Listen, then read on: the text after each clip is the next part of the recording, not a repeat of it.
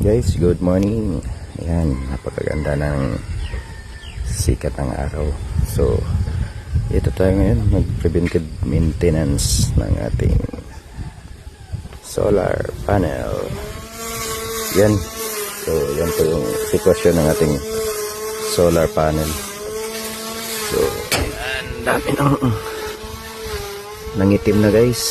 Matagal na din kasi to. So, ngayon sa akin, ano lang to, tatanggalin lang yung mga dahon, yung mga dumi-dumi. Ayan. So, marami lang kwan. Lang natin is yung sabon. Punasan lang, tsaka sabunan. So, yan. Mga ano na rin to guys. 3 years na rin tong mga panel ko. May katagalan na rin. So, yan.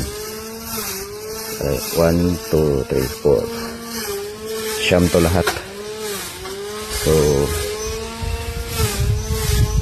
may mga indication na rin na 1.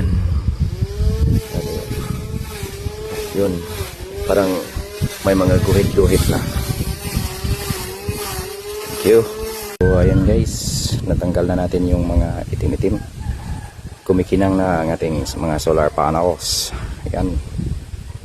Yan po. So maganda na tingnan. Tsaka nawala na yung mga itim-itim dyan. And thank you.